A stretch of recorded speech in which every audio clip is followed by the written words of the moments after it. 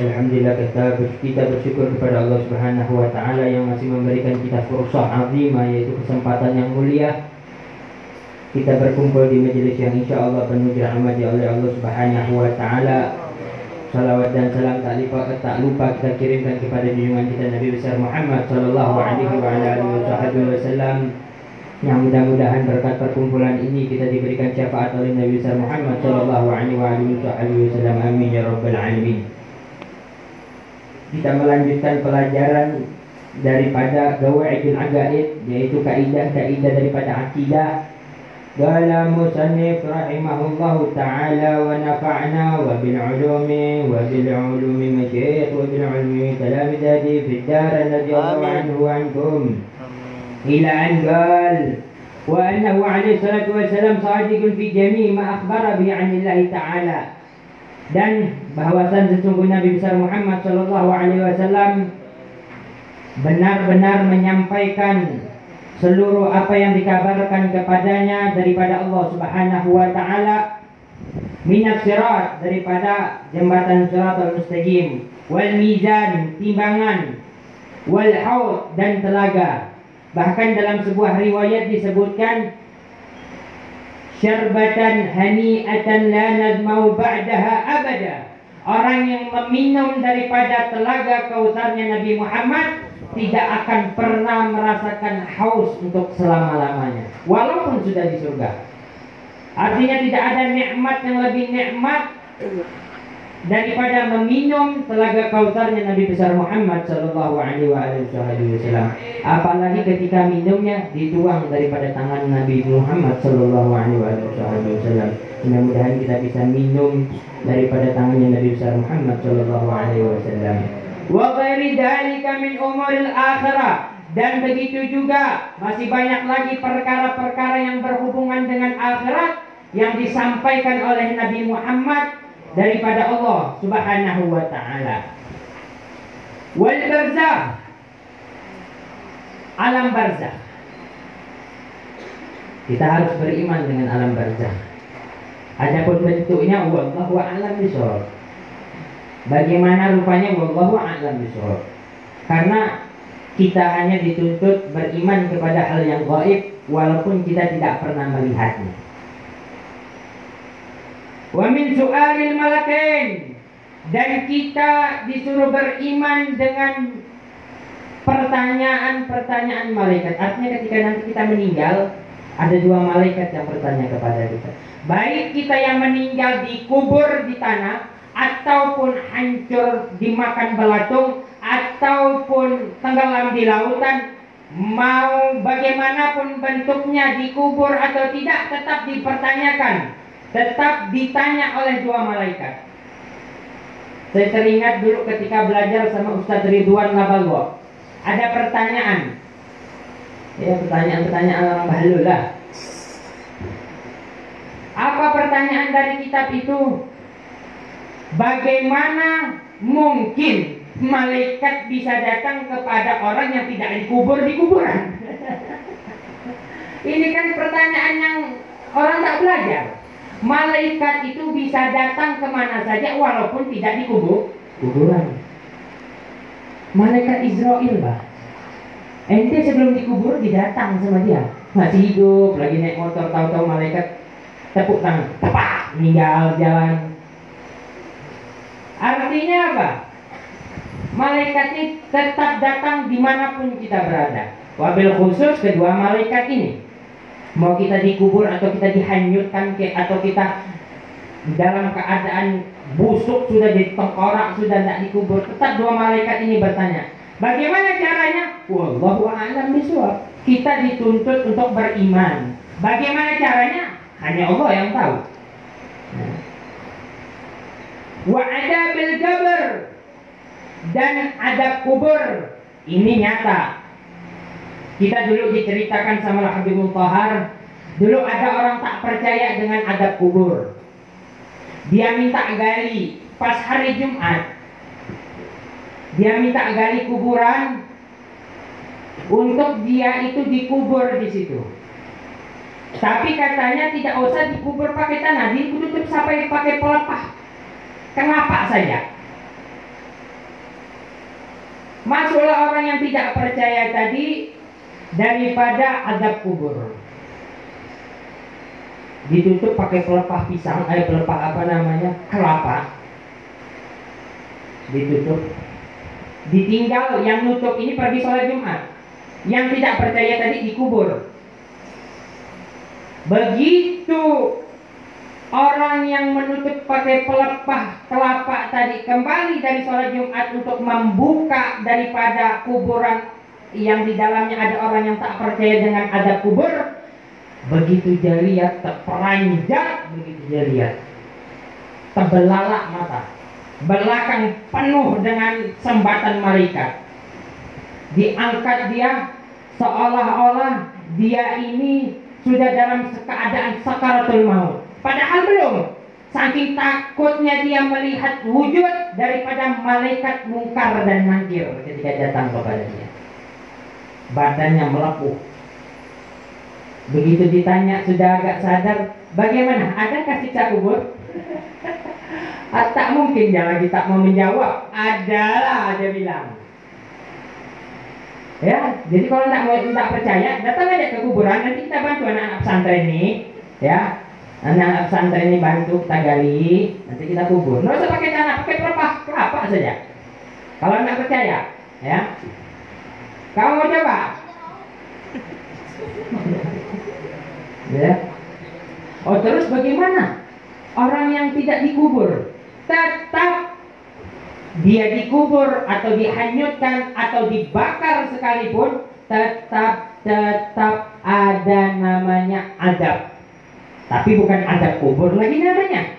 Kalau kubur itu kuburan tuh, makbaro itu yang ada di pemakaman. Ya, itu namanya kubur. Ya. Tetap ada azab, ada nikmat daripada setelah kematian. Wajib kita beriman dengan itu. Kalau tidak beriman dengan itu, maka dipertanyakan keimanannya. Mudah-mudahan kita beriman dengan hal-hal yang gaib. Amin ya rabbal alamin. Wa annal Qur'an, dan sesungguhnya Al-Qur'an, wa jami'a kutubillahil munazzalah, dan seluruh kitab-kitab yang diturunkan Allah Subhanahu wa taala haqqun, itu benar. Wal malaika haqqun, dan malaikat itu benar. Kalau kita baca di dalam Aqidatul Awam itu kan, wal malakul ladzi ada itu wal malakul. Malaikat itu tidak minum dan tidak makan. Tidak ada bapak, tidak ada ibu. Tidak diperlahirkan juga. Dan kau bilang malaikat ujung-ujungnya Tuhan. Apa dalilnya? Lam yalid wa lam yulad. Kacau juga jadinya tuh. Malaikat itu tidak dilahirkan. Ya, dia diciptakan sama Allah Subhanahu wa taala. Wal jannah. Ada yang pernah lihat surga ke di sini? Ada. Kau pernah? Kau tuh melihat neraka aja, kau tuh pantas. Di film ya, di film Indosiar itu, ya. Itu di film, tidak nyata. Bahkan asyik lebih mengerikan daripada yang ada di TV itu. Tidak ada orang yang pernah lihat surga, tidak ada orang yang pernah melihat neraka. Tapi kita beriman kepada keduanya. Beriman kepada keduanya. Wa jami'a ma ja'a bi sayyidina Muhammad sallallahu alaihi wasallam, dan seluruh apa yang datang daripada Nabi besar Muhammad sallallahu alaihi wasallam itu benar. Sebagaimana di dalam kitab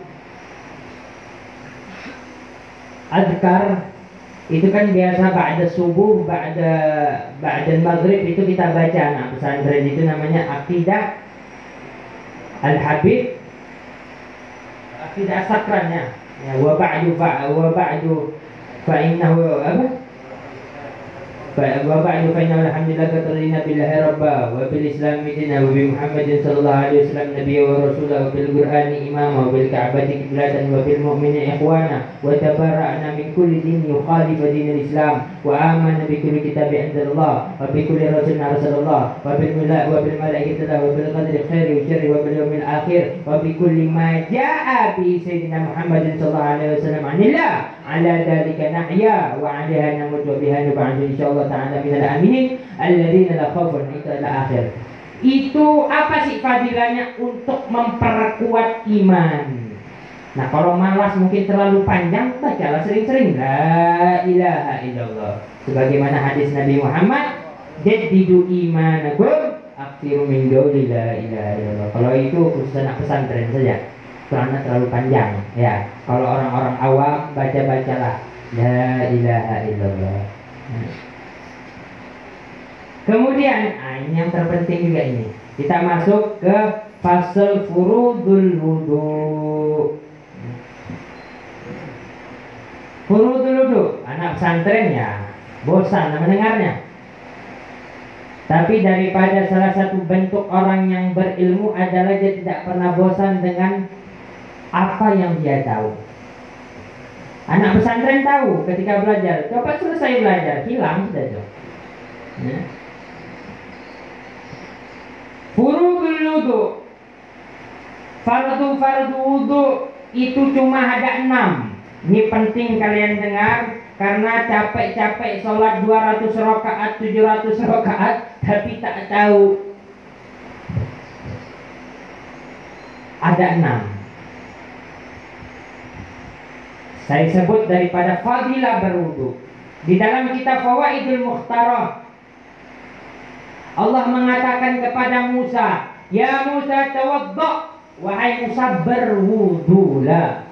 Fa in asabaka syai'un, kalau kau terkena sesuatu, tertimpa sesuatu, wa anta ala ghairil wudu, sedangkan engkau dalam keadaan tidak berwudu, fala talumanna illa nafsak, jangan kau salahkan orang lain, salahkan dirimu. Artinya apa?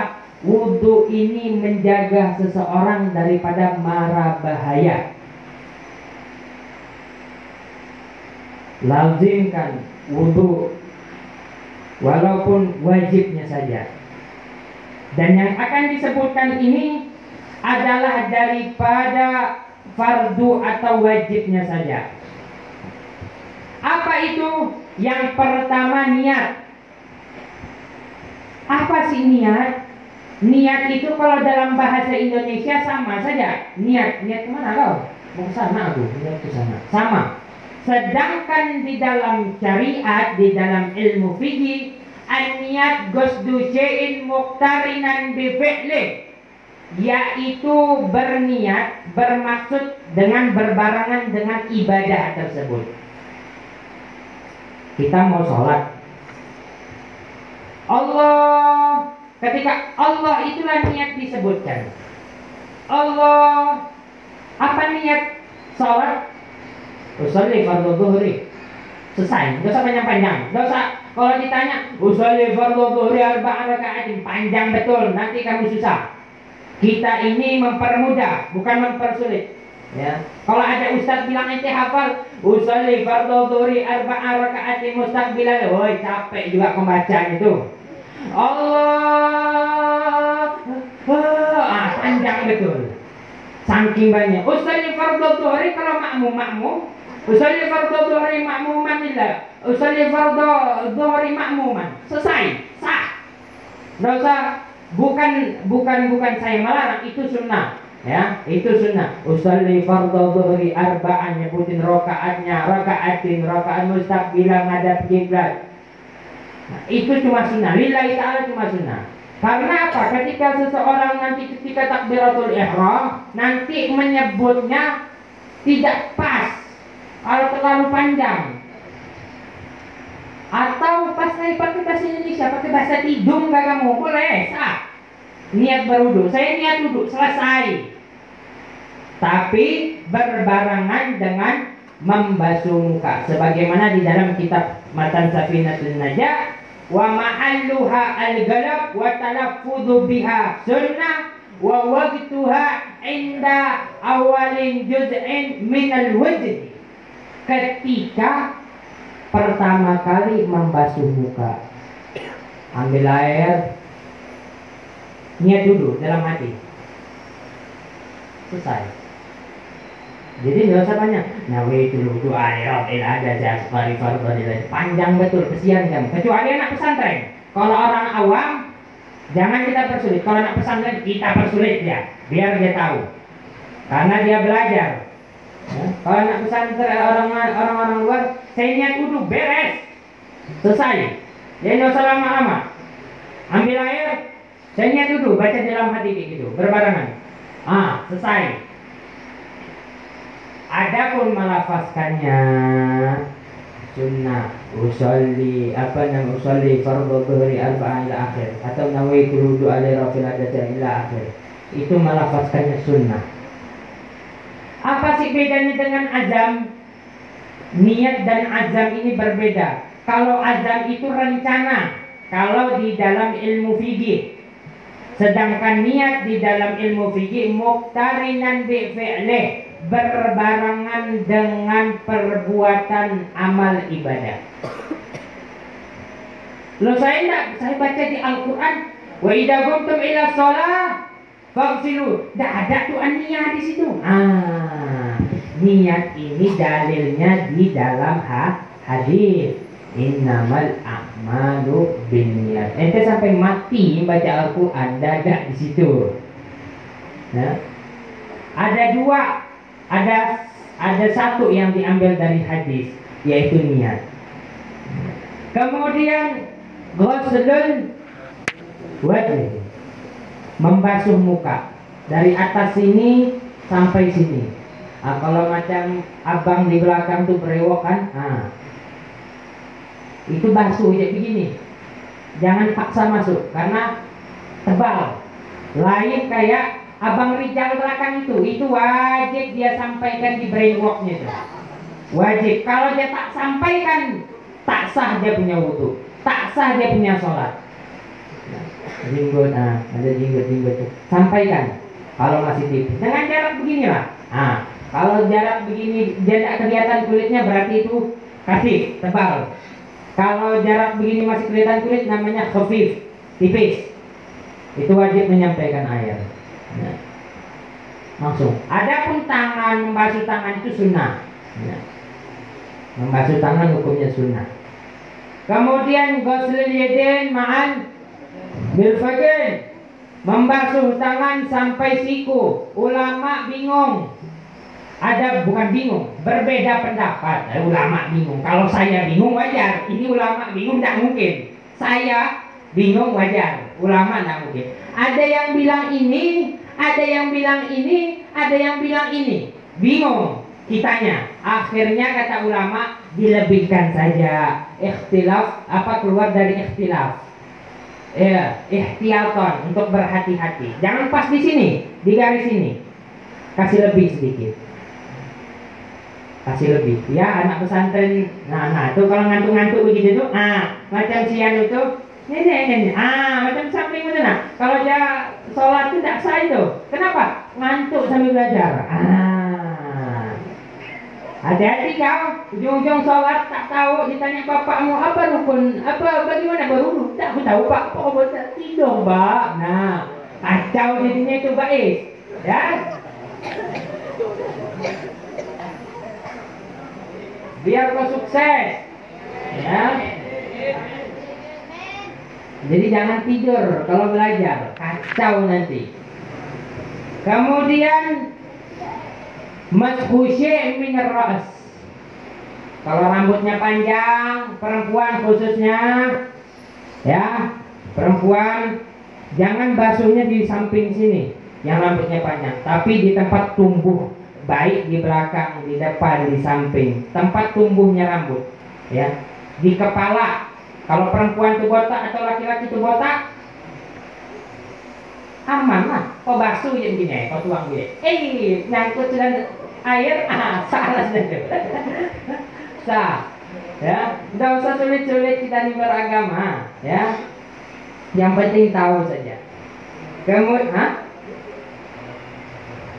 kalau laki-laki itu sama hukumnya sama perempuan, bukan di rambutnya dibasuh, tapi di tempat tumbuh rambutnya dibasuh. Baik di belakang sini, di sini, di sini, di sini, sah. Di tempat tumbuhnya. Ya. Kemudian Ghusl rijlain ma'al ka'bain. Nah, ini ulama ada ikhtilaf juga nih. Ada yang bilang di sini, ada yang bilang di sini. Mata kaki kasih naik, kasih lebih di sini.